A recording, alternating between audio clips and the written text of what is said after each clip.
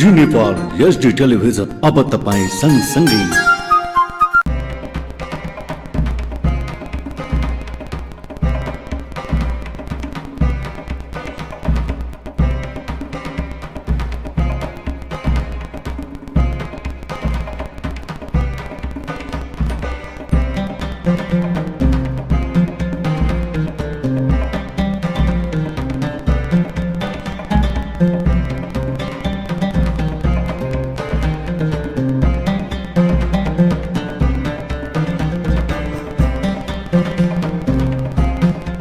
बिस्मिल्लाहिर्रहमानिर्रहीम। अस्सलामु अलैकुम वरहमतुल्लाहि वबरकातुह। दर्शकबिन तब हेरदुन जी नेपाल 4K टेलीविजन मुस्लिम समुदाय को धर्म, सांस्कृतिक वेशभूषा, रीति रिवाज तथा हिजो र आजको सामाजिक वातावरणसँग जोडिएको कार्यक्रम पैगामे मुस्लिम लिएर म प्रस्तोता मोहम्मद जियाउल्लाहको उपस्थित भएको छु। यो कार्यक्रम विभिन्न भाषाभाषीलाई मध्यनजर गर्दै नेपाली र हिन्दीमा प्रस्तुत गर्ने कार्यक्रम हो। यसै सिलसिलामा आज हामीले आफ्नो स्टुडियोमा निम्त्याएका छौँ मुफ्ती जाफर रजा मिसबाही साहबलाई। उहाँ नाज़िम आला जामा मस्जिद का हुनुहुन्छ। आउनुहोस् उहाँलाई स्वागत गरौँ। खुशामदीद कहते हैं आपको। अस्सलाम वालेकुम रहमतुल्लाहि व बरकातुहू। वालेकुम अस्सलाम रहमतुल्लाहि ताला व बरकातुहू। खैरियत से हैं? बखैर हैं मुफ्ती साहब? अल्हम्दुलिल्लाह रब्बिल आलमीन। दुआ शुमा शामिल हाल है, अल्लाह का फजल उसका एहसान। माशाअल्लाह, क्या मसरूफियत है आजकल? मसरूफियत तो अल्हम्दुलिल्लाह काफ़ी है और काफ़ी पहलू पर काम चल रहा है।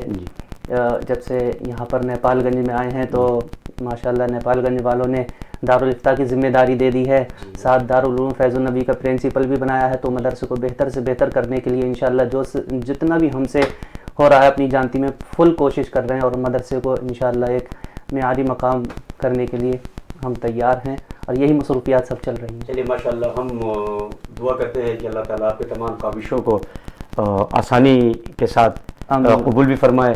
और मुफ्ती साहब, आज हमने जो एक मौजू लेकर के आपसे गुफ्तगू के लिए आपको यहाँ पे बुलाया है, तो ये हमारा एक अहम मौजू है इल्म।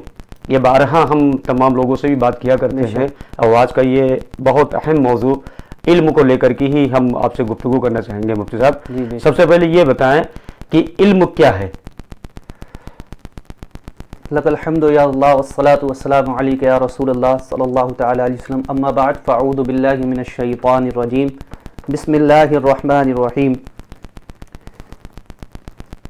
बुजुर्गान दीन और अक़वाल फ़ुक़हा से पता चलता है कि अल इल्म नूरुन, इल्म एक रोशनी है। माशाअल्लाह जी। इल्म एक उजाला है जी।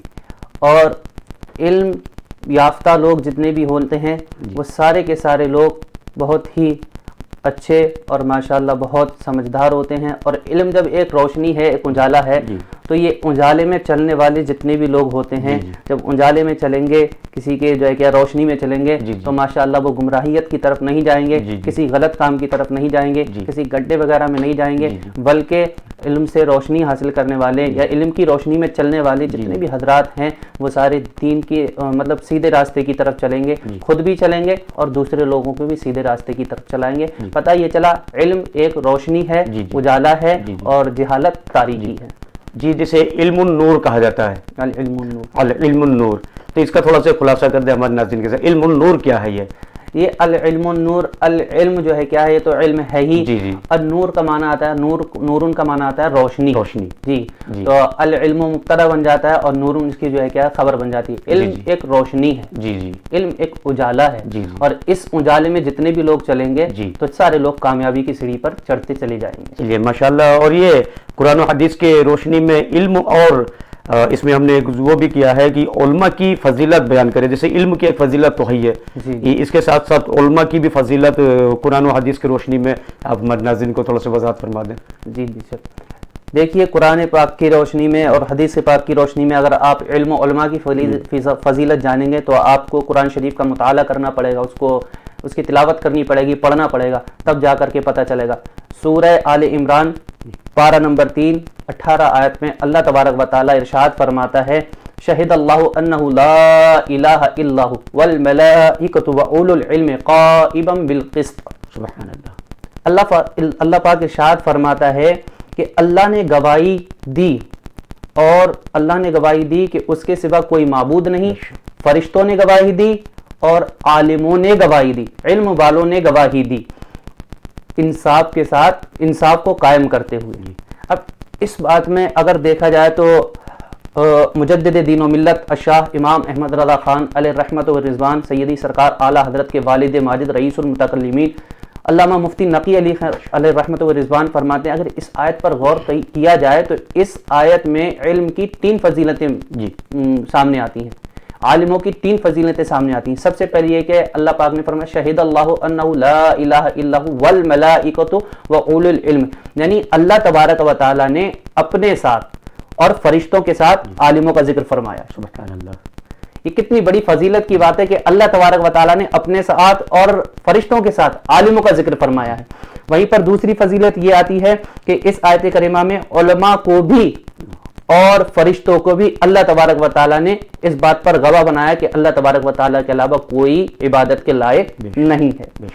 پھر اس کے بعد جو ہے کیا تیسری بات یہ ہے کہ جس طریقے سے فرشتوں کی گواہی معتبر ہے اسی طریقے سے عالموں کی گواہی بھی معتبر ہے۔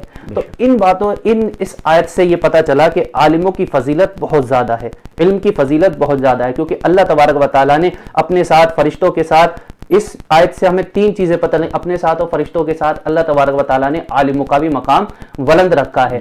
اب اگر دوسری طرف آتے ہیں تو اللہ کریم قرآن پاک میں پھر ارشاد فرماتا ہے، اللہ پاک ارشاد فرماتا ہے یرفع اللہ الذین آمنوا منکم وأوتوا العلم درجات۔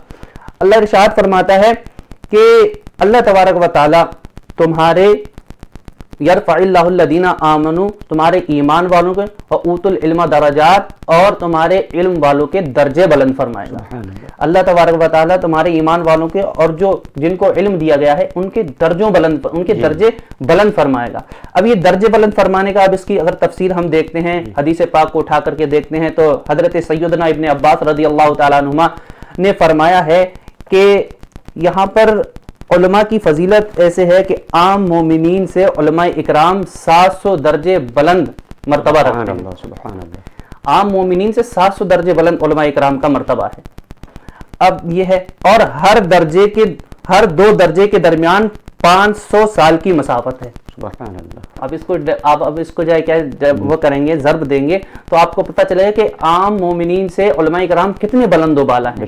پھر اس کے بعد یہ کہ عام مومنین کو اگر جنت نصیب ہو جائے یہ بڑی بات ہے، بے شک۔ اور پھر عالموں کے قسمت پر رشک کیجیے کہ عالم ہو اس کو جنت بھی ملے، اور وہ جنت عام مومنوں کو جنت مل جائے ایک بڑی بات ہے، لیکن عالموں کو جو جنت ملے گی وہ ان سے 700 دگنے اعلیٰ درجے کی ملے گی۔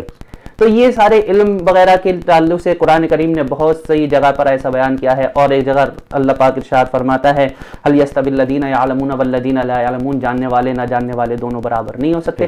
تو اس طریقے سے قرآن کریم میں بھی بہت سی جو ہے کیا جگہ علم کی فضیلت آئی ہیں اور عالموں کی فضیلت آئی ہیں۔ خود نبی پاک صلی اللہ تعالیٰ علیہ وسلم کی حدیث پاک آپ اٹھا کر کے دیکھیں گے، نبی نے فرمایا اطلبوا العلم ولو کان بالسین، نبی فرماتے ہیں طلب العلم فریضۃ علی کل مسلم و مسلمہ، نبی فرماتے ہیں کن عالما او متعلما او مستمعا او محبا لہ ولا تکن خامسا فتہلک۔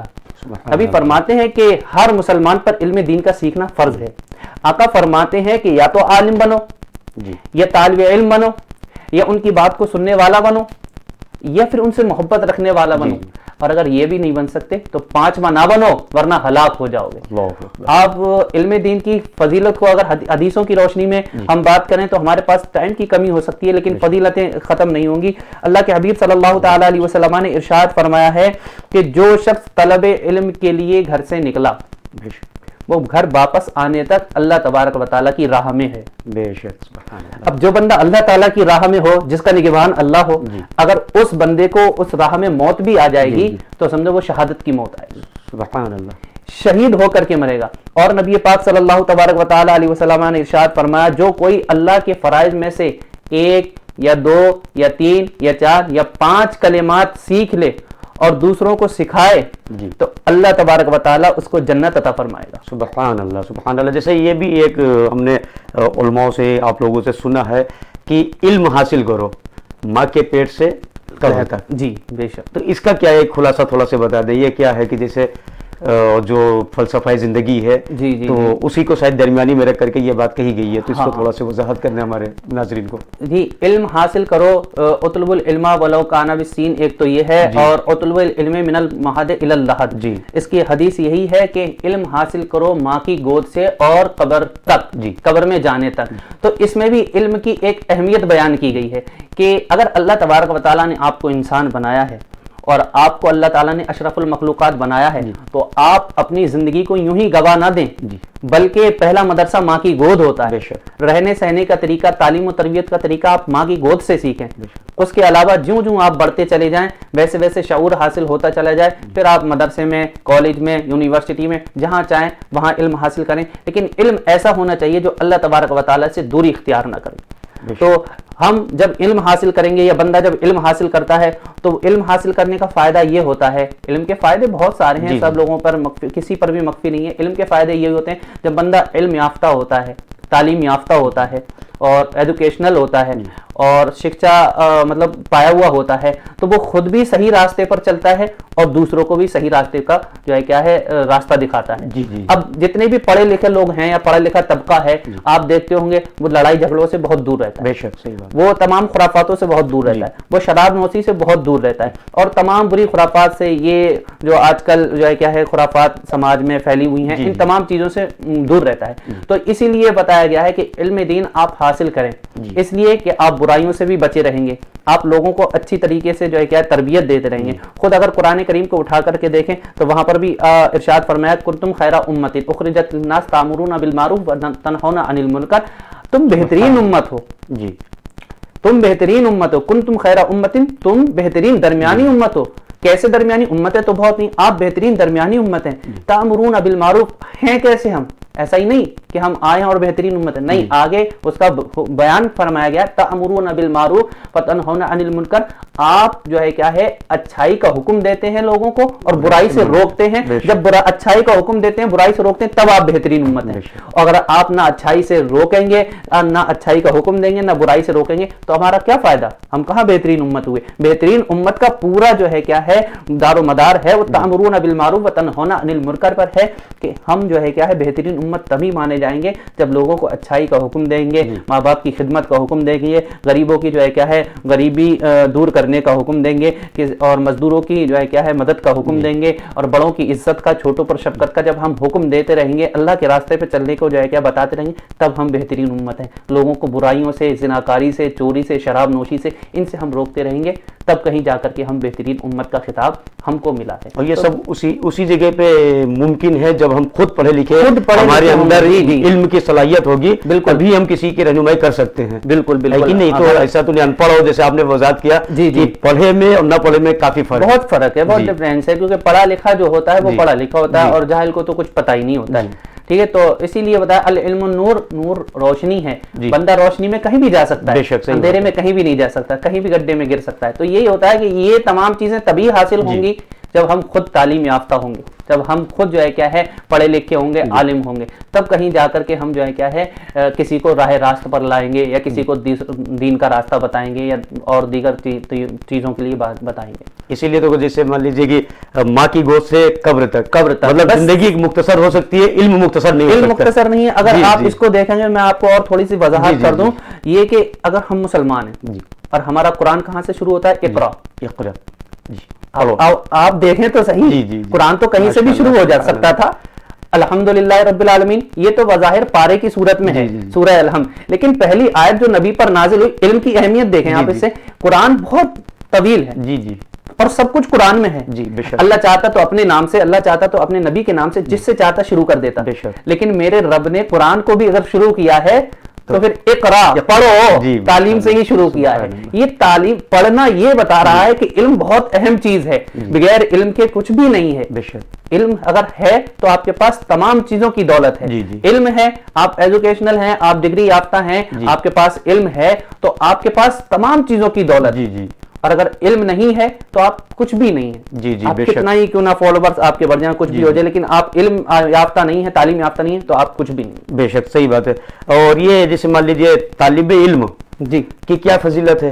طالب علم جیسے جی جی جیسے ہم لوگوں نے بارہا سنتے آئے کہ یہ وارث رسول ہیں یہ جی جی اور تمام فضیلتیں سنتے آئے، تو یہ ہمارے ناظرین کو وضاحت کر دیں کہ طالب علم کی کیا فضیلت ہے؟ دیکھیے طالب علم جو ہوتے ہیں وہ نائبین رسول اللہ صلی اللہ تعالیٰ علیہ صلی اللہ وسلم، علیہ وسلم، جی جتنے بھی طالب علم ہوتے ہیں جو اللہ کی رضا کے لیے علم حاصل کرتے ہیں، جی جی علم کا بھی دو دو درجے ہو گئے، کچھ لوگ صرف رضا الہی کے لیے علم حاصل کرتے ہیں، اصل یہاں پر وہی لوگ مراد ہیں، اور کچھ لوگ جو ہوتے ہیں وہ اپنی جو ہے کہ واہوائی کے لیے علم حاصل کرتے ہیں، دنیا کمانے کے لیے علم حاصل کرتے ہیں، تو یہ دنیا کمانے والا یہ نہیں، یہاں پر جو فضیلت آئی ہیں، فضیلت تو حدیث میں یہ بھی آئی ہے جب طالب علم چلتے ہیں تو فرشتے ان کے قدموں کے نیچے اپنے پر بچھا دیتے ہیں، سبحان اللہ، یہ کم بڑی فضیلت ہے۔ بے شک، جب کسی قبرستان سے طالب علم گزر جاتے ہیں تو اللہ تبارک و تعالیٰ اپنی رحمت سے اس طالب علم کے گزرنے سے اللہ کریم 40 دن تک اس قبر سے یعنی اس قبرستان سے عذاب کو اٹھا لیتا ہے۔ سبحان اللہ، مہمان رسول کی بڑی ہی فضیلت ہے۔ جی تو یہ اس طریقے سے بہت ساری احادیث میں فضیلتیں آئی ہیں کہ طالب علم جو ہے کیا جدھر سے گزر جائے ادھر رحمتیں ہی رحمت ہوتی ہیں، یہ نائبین رسول ہیں،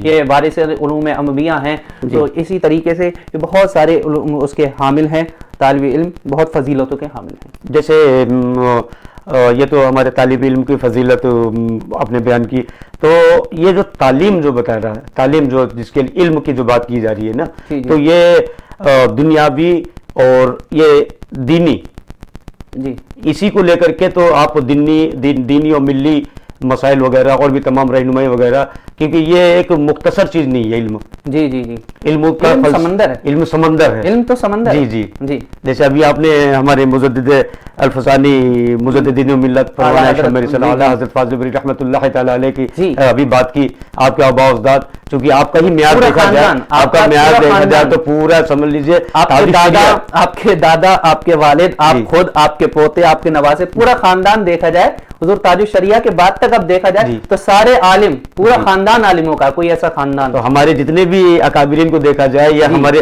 ولیوں میں دیکھا جائے تو ماشاءاللہ بغداد کے شہنشاہ، جی جی غوث پاک غوث الاعظم دستگیر رضی اللہ جی جی ماں کے پیٹ سے ہی عالم جو ہے کہ ولی کامل بن کر کے حضور غوث اعظم کی پیدائش کی اگر بات کی جائے تو اگر اتنے گوشے ہیں اس پر، تو اتنے گوشے ہیں کہ آپ کی پیدائش پر ہی اتنے گوشے ہیں کہ اگر بات کی جائے تو وقت کم پڑ جائے گا۔ حضور غوث اعظم پیدا ہوئے جی جی اور روزے کی حالت میں پیدا ہوئے، سبحان اللہ، تو فرض تو نہیں تھا نا اس ٹائم ان پر، جی جی جی لیکن روزے کی حالت میں پیدا ہوتے کیا بتانا چاہ رہے ہیں کہ میرے ماننے والوں، میری 11ویں کرنے والوں، صرف 11ویوں میں مت پڑھنا۔ جی جی دیکھو تمہارا اگر پیران پیر ولیوں کا شہنشاہ اگر پیدا ہونے کے بعد روزے رکھ رہا ہے تو تم اگر میرے ماننے والوں ہو تو تم بھی رمضان کے روزے جب آئیں تو پھر روزے نہ چھوڑنا، یہ بہانہ مت بنانا کہ ہم بھوکے نہیں رہ سکتے یا ہمارے پان کھانے کی عادت ہے تو ہم تھوڑی بہت دیر بھوکے پیاسے نہیں رہ سکتے، نہیں، اللہ نے یہ جسم و جسمانیت دی ہے، یہ اس لیے دی ہے کہ اس کی رضا کے لیے قربان تو کریں آپ۔ اس کا ایک بھی اور فلسفہ دیکھا جا سکتا ہے، یہ تو ایک فضائل ہے، یہ تو ہمارا موضوع بھی نہیں، انشاءاللہ اس کے بارے میں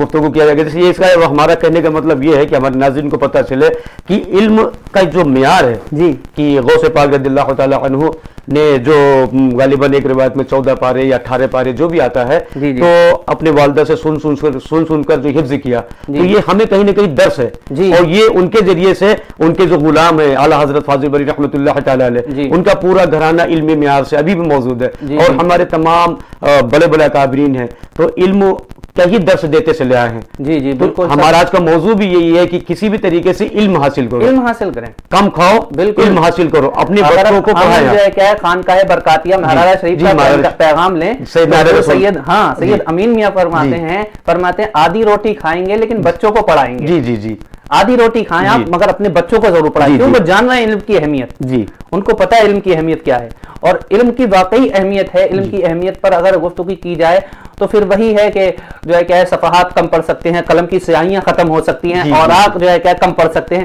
لیکن علم کی فضیلت کو بیان نہیں کیا جا سکتا۔ جی ماشاءاللہ، اپنے اس میں الگ ہی اہمیت کا حامل ہے۔ اللہ تعالیٰ ہم لوگوں کو، تمام لوگوں کو علم پر مائل کرے، آمین۔ اور یہ آگے بڑھتے ہیں، جیسے حصول علم کے راستے میں کیا چیزیں رکاوٹ بنتی ہے آج کے جو اس دور میں، یہ پرفتن دور ہے، جی جی اس میں آج کسی ایک دوسرے کا پرسہ حال نہیں ہے، علم کا معیار کم ہوتا جا رہا ہے۔ آپ نے دیکھا ہوگا کہ ہر طریقے سے ہر لوگ علم پر ہی زور دے رہے ہیں، ہاں، کیونکہ آج سب سے جو مین ہمارا ایک وہ بنا ہوا ہے کہ لوگ پڑھائی پہ کم دھیان دے رہے ہیں، پڑھائی پہ کم دھیان دے رہے ہیں، تو اسی لیے ہمارا اکابرین بھی تمام معاشری طریقے سے بھی یہ کہا جاتا ہے کہ آپ کم کھائیں، کم پڑھیں، لیکن اپنے بچوں کو علم یافتہ کریں، پڑھائیں، تو اسی حوالے سے یہ ہمارا یہ ایک سوال ہے، حصول علم کے راستے میں کیا کیا رکاوٹیں آ سکتی ہیں آج کے دور میں؟ جی جی، حصول علم کے دیکھیے آپ نے ضیاء بھائی آپ نے ایک دم بہت اچھا سوال کیا ہے کہ حصول علم کے راستے میں کون کون سی چیزیں رکاوٹیں آ سکتی ہیں. اگر میں علم دین کی بات کریں ہم تو علم دین کے راستے میں طالب علموں کی رکاوٹیں بہت ساری آتی ہیں. ان کو شیطان بہت زیادہ بہکاتا ہے. اصل یہ ہے کہ شیطان ان کو اس طریقے سے بہکاتا ہے کہ یہ علم دین حاصل کر کے کیا فائدہ نکلے گا، آپ مولانا بن جائیں گے، آپ حافظ بن جائیں گے، تھوڑے 4-5 ہزار روپے کمائیں گے، اس طریقے سے مطلب جو ہے کیا ہے شیطان برگلاتا ہے، بہکاتا ہے. لیکن آپ کو جو ہے کیا ہے رکاوٹ سب سے پہلے یہی بنتی ہے، وہ آپ کو اس طریقے سے بہکاتا ہے کہ اس میں کوئی فائدہ نہیں ہے اور کوئی یہ دنیا عیش و آرام کی ہے، لوگ اے سیوں میں ٹہل رہے ہیں، لوگ ایئر کنڈیشن کاروں میں ٹہل رہے ہیں. آپ مولانا بنیں گے، آپ حافظ بنیں گے، آپ قاری بنیں گے، آپ معمولی سے تنخواہ پائیں گے، آپ چھوٹے سے گھر میں رہیں گے. لیکن شاید ان کو یہ نہیں پتا ہے کہ جن کا یہ مائنڈ بن جاتا ہے کہ شاید یار مولانا اور امام 4-5 ہزار، لیکن نہیں، ایسا کچھ بھی نہیں ہے. جو اچھے عالم ہیں، جو اچھے جانکار ہیں، جو اچھے مفتی ہیں، جو اللہ کی رضا کے لیے علم حاصل کرتے ہیں، تو اللہ تبارک و تعالیٰ وہ رب جو سمندروں کے اندر مچھلیوں کو رزق دیتا ہے، وہ رب جس نے رزق کا وعدہ کیا ہے، تو جب وہ رب سمندروں کو اور کیڑے مکوڑوں کو رزق پہنچا سکتا ہے، تو جو اللہ کی رضا کے لیے علم حاصل کریں اور جو وارث علوم نبی ہوں، انبیاء ہوں، تو اللہ ان کو رزق کیوں نہیں دے گا؟ تو سب سے پہلی رکاوٹ یہی آتی ہے کہ شیطان اس طریقے سے برگلاتا ہے کہ اس میں کچھ نہیں رکھا ہے اور اس میں کمائی نہیں ہے، اس میں دنیا میں آپ پیچھے رہ جائیں گے. اور دوسری بات یہ، اس کو دور کیسے کیا جائے؟ اس کو دور ایسے کر سکتے ہیں ہم کہ طالب علم کے دماغ میں یہ بات ڈالنی چاہیے کہ یہ تھوڑی سی مشقت اگر آپ دنیا میں رہ کر کے جھیل لیں گے تو یہ آپ کی تھوڑی سی مشقت جھیلنا آخرت کی بڑی بڑی نعمتوں کا حامل ہو سکتا ہے. بے شک، کیونکہ آپ دنیا میں رہ کر اللہ کی رضا کے لیے علم حاصل کریں گے، مشقت جھیلیں گے، تو یہی علم دین کے ذریعے سے آپ جنت کی ابدی نعمتوں پہ جو ہے کیا ہے فائز ہو جائیں گے. اور جیسے کہ یہ آج کل جو جسے مان لیجیے آپ نے جو بتایا کہ حفاظ ہے، ہمارے علماء ہیں، تو آج کے اس دور میں بھی ہم نے دیکھا ہے کہ وہی علماء انجینئر ہیں، وہی علماء پائلٹ ہیں، وہی علماء ڈاکٹر ہیں. جی تو اس میں تو کوئی وہ نہیں ہے کہ اس میں پیسے کی ایک معیار بنے یا کوئی چیز بنے، کیونکہ رضا الہی کے لیے جب کوئی چیز کیا جاتا ہے تو اب بتایا گیا ہے نا کہ عمل کا دارومدار نیت پر ہے، انما الاعمال بالنیات. جی، بالنیات. تو اب یہ بتایا گیا، تو اب اگر کوئی حفاظ یا مان لیجیے طالب علم یہ اس نیت سے کہ دنیا کی شہرت کے، تو وہ تو مطلب ہی نہیں رہ گیا. جی اس کا اصلی معیار یہ ہونا چاہیے کہ دیکھیے باعمل. جی قرآن کریم کا حفظ کر لینا یہ سب دولتوں میں بڑی دولت ہے. جی بے شک. اور میرا اپنا خود کا ماننا یہ ہے کہ جس نے قرآن کریم کی مطلب قرآن کریم کو مکمل حفظ کر لیا، یاد کر لیا، تو پھر اس کے لیے انجینئر بننا، ڈاکٹر بننا، یہ سارے کچھ آسان ہو جاتے ہیں. جس نے اللہ کی کتاب کو اپنے سینے میں بسا لیا تو پھر اس کے لیے یہ انجینئر، ڈاکٹر اور پروفیسر یہ سارا کچھ آسان ہو جاتا ہے. تو اصل قرآن کی دولت ہے، اور قرآن میں ہی تمام یہ ڈاکٹر بننا، یہ وکیل، یہ انجینئر بننا، یہ پروفیسر بننا، یہ سب کس نے سکھایا؟ قرآن نے سکھایا. آج سے 1450 سال پہلے فاران کی چوٹی پر کھڑے ہو کر کے میرے نبی نے فرمایا العلم نور. بے شک. نبی نے فرمایا العلم قوہ. علم نور ہے، علم قوت ہے، تم اس کو لازم پکڑ لو، بغیر علم کے تمہارا کوئی چارہ نہیں ہے. اور اسی لیے رب کا قرآن بھی اقرا سے ہی شروع ہوا، پڑھو میرے محبوب، پڑھو محبوب. محبوب نہیں پڑھتے، پڑھنا میرے رب کے نام سے. اللہ کے حبیب نے پڑھنا شروع کر دیا. تو پتہ یہ چلا کہ یہ علم جو ہے یہ بہت بڑی دولت ہے، بہت عظیم نعمت ہے. اور اس میں کے معاملے میں وہی جو میں نے آپ نے مجھ سے پوچھا کہ کون کون سی رکاوٹیں آتی ہیں. دوسرا یہ کہ افسوس کا پہلو یہ ہوتا ہے، رکاوٹ اس طریقے سے بھی آتی ہے کہ طالبان علوم نبویہ کا جو مرتبہ ہے کہ فرشتے ان کے قدموں کے نیچے اپنے پروں کو بچھاتے ہیں، پھر اگر وہ ان کو دنیا میں نہیں ملتا ہے، لوگ ان کو حقارت کی نظر سے دیکھتے ہیں، تو پھر ان کا کہیں نہ کہیں تو مطلب رنجیدہ ہوتے ہیں. کہیں تو ان کو ٹینشن ہوتی ہے، کہیں تو ان کو برا سا لگتا ہے. لوگ حقارت کی نظر سے دیکھتے ہیں تو ان کو برا یہ لگتا ہے کہ یار بتاؤ ہم اللہ کی رضا کے لیے علم حاصل کر رہے ہیں، پھر بھی ہماری کوئی عزت نہیں. تو شیطان کو ایک اور موقع مل جاتا ہے کہ بھئی تو اس راستے سے ہٹ جا. لیکن ان کو یہی سمجھانا ہے کہ یہ دنیا کی جو دولت ہے یہ تھوڑے دن کی ہے، اور آخرت کی دولت جو ہے، یہ علم دین کی دولت جو ہے یہ باقی ہے. تو یہ فانی دولت پر باقی دولت کو جو ہے کیا قربان نہیں کر سکتے. یہ تو پھر جو ہے کیا نادانی ہوگی. لیکن جو ہے کیا ہے فانی دولت پر اور باقی دولت کو ہم وہ کریں گے، رکھیں گے، تو پھر ہم جا کر کے کامیاب ہو جائیں گے. مفتی صاحب وقت کا تقاضا ہے، مختصر وقت بچا ہوا ہے ہمارے پاس، اور یہ آپ یہ بتاتے چلیے جیسے کہ آج کے جو دور میں جو مدرسے ہمارے مدارس چل رہے ہیں، تو ان مدارسوں کو کیسے بہتر کیا جائے؟ یہ آپ نے بہت اچھا سوال کیا ہے ضیاء بھائی.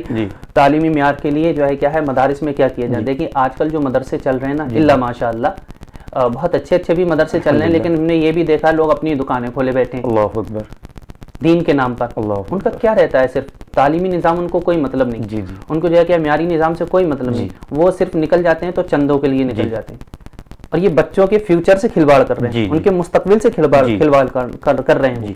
جبکہ ہونا تو یہ چاہیے تھا جو ہے کیا ہے تعلیمی نظام کو بہتر بنانے کے لیے. میں آپ کو 3-4 چیزیں بتاؤں گا کہ تعلیمی نظام کو کیسے بہتر بنایا جائے. ہمارے اور جو صرف دال روٹی سیک رہے ہیں یا صرف جو اپنے مدرسے وغیرہ چلا رہے ہیں، وہ یہ صرف جو ہے کیا ہے اپنا کیا بولتے ہیں چندہ کرنے کے لیے نکل جاتے ہیں اور بچوں پر کچھ دھیان نہیں دیتے ہیں.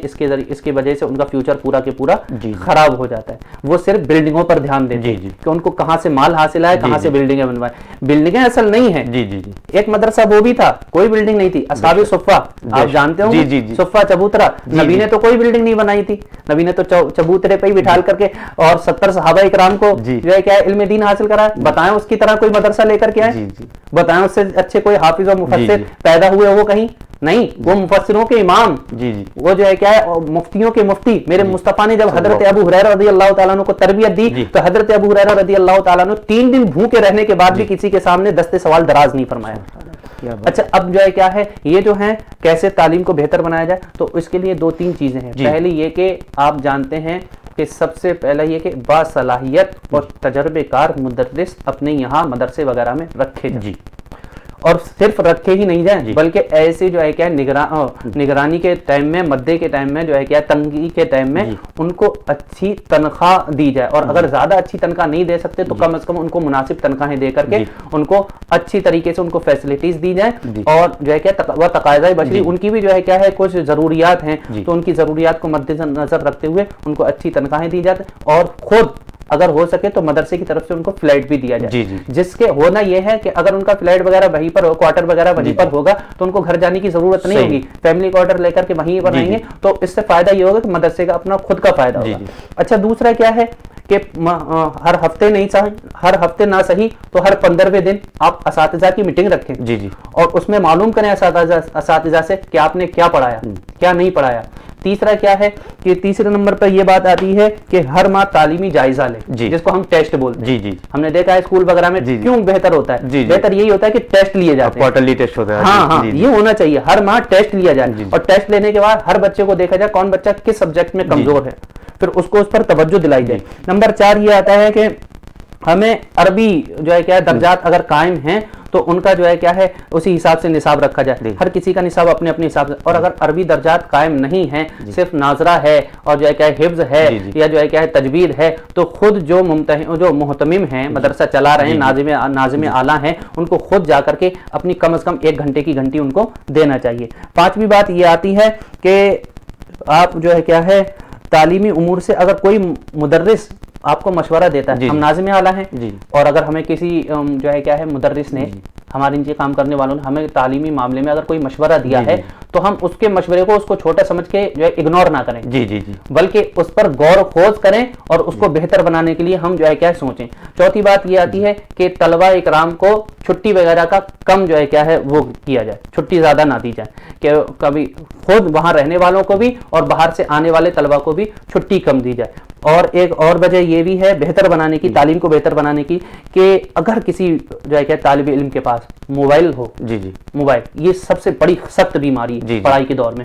اگر کسی طالب علم کے پاس موبائل ہے تو آپ اس کو منع کریں، اور خاص طور سے اینڈرائڈ موبائل اگر ہو تو اس کو ہر صورت منع کریں. تھوڑا مختصر کیونکہ وقت ہمارا ہر صورت جو ہے کیا منع کریں، اور منع کرنے کے بعد جو ہے کیا ہے اگر نہیں مانے تو اس کو مدرسے سے خارج کر لیں. پھر اس کے بعد لاسٹ بات جو ہے میں آپ کو بتا دوں، سب سے اہم پوائنٹ یہ کہ خود مدرسے کے ذمہ داران جو مدرسہ چلاتے ہیں، جو پرنسپل ہیں، جو نماز کا خود خاص خیال رکھیں. آپ خاص خیال رکھیں گے تو بچے آپ کی دیکھا دونی آپ کے پیچھے پیچھے نماز پڑھیں گے. اچھا یہ جو سارے معاملات ہیں، موبائل وغیرہ کی سختی ہے یا چھٹی وغیرہ پر پابندی ہے، اس سے ہوتا یہ ہے کہ ہو سکتا ہے کچھ طالب علم آپ کے جو ہے کیا چلے جائیں، تو وہ چلے جائیں کیونکہ ہم نے 100 لوگوں کو نہیں، ہم نے 50 لوگوں کو پڑھانا ہے. ہمیں کیفیت نہیں، ہمیں کمیت نہیں، ہمیں کیفیت دیکھنا ہے. ہمیں کوانٹٹی نہیں، ہمیں کوالٹی دیکھنا ہے.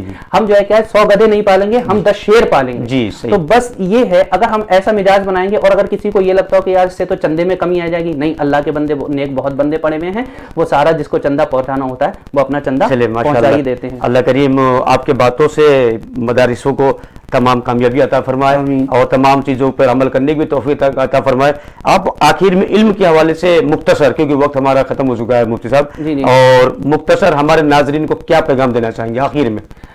जी देखिए, इल्म के हवाले से पैगाम यही है, तमाम लोगों से गुजारिश यही है मुसलमान होने के नाते और जो है क्या है उम्मत मुस्तफ़ा करीम सल्लल्लाहु अलैहि वसल्लम की उम्मत होने के नाते कि हर बंदे को चाहिए, जैसा कि नबी ने फरमाया है कि इल्म दीन हासिल करो, माँ की गोद से कब्र तक इल्म दीन हासिल करो। तो पैगाम यही है आज के इस जी नेपाल से स्टूडियो से मैं आप ये पैगाम देना चाहूँगा कि हर बंदे को चाहिए कि अपने बच्चों को कम अज़ कम इतना इल्म दीन ज़रूर सिखाएं जितना इल्म दीन हासिल करना फ़र्ज़ है। मतलब नमाज के, रोज़े के मसाइल, तहारत के, तिजारत के मसाइल, और ना आलिम बना सकें तो कम अज़ कम इतना तो ज़रूर सिखा दें कि जिससे मैदान महशर में पकड़ ना हो, क्योंकि मैदान महशर में पकड़ इसी सूरत में होगी, अगर आप आज अपने बच्चों को इल्म दीन नहीं सिखाएंगे तो कल मैदान महशर में पकड़ होगी। तब का कुरान भी कहता है कू अंफुसकुम व अहलिकुम नारा, यानी खुद को और अपने आप को और अपने घर वालों को जहन्नम की आग से बचाओ, तो आपसे सवाल किया जाएगा। लिहाजा तमाम लोगों से गुजारिश है कि यहाँ पर जो है क्या है इल्म दीन हासिल करा। जी जी जी, आपका हम तहे दिल से शुक्रिया अदा करते हैं। आपने अपना कीमती वक्त निकाल करके हमारी स्टूडियो में आकर के हमारे नाजरीन को इल्म के हवाले से, इल्म रोशनी है और तमाम पहलुओं पर जो बताया, और इसके लिए हम शुक्रगुजार हैं। अल्लाह करीम से हम दुआ करते हैं कि इल्म के मियार पर हम लोगों को खरा उतरने की तौफीक अता फरमाए और आपको शादो आबाद रखे, आपके इल्म में, अमल में, उम्र में, दर्जात में, कमालात में बरकत अता फरमाए और आपके तमाम काविशों को अल्लाह ताला जो भी रुकावटें दूर फरमाकर कबूल फरमाए। जी, अस्सलाम वालेकुम रहमतुल्लाहि व बरकातुहू। वालेकुम अस्सलाम व रहमतुल्लाहि तआला व बरकातुहू। दर्शकबिन तब हेरदे जी नेपाल 4K टेलीविजन अहिले हामीसँग हुनुहुन्थ्यो मुफ्ती जाफर रजा मिसबाही साहब, उहाँ नाज़िम आला जामा मस्जिद का हुनुहुन्छ। आउँदो साता नयाँ व्यक्ति, नयाँ विषय लिएर उपस्थित हुनेछौँ। तबसम्म हेर्दै गर्नुहोला जी नेपाल 4K टेलिभिजन। म प्रस्तोता मोहम्मद जियाउल हक बिदा चाहन्छु। हस्त, धन्यवाद। अस्सलामु अलैकुम व रहमतुल्लाहि व बरकातुहू।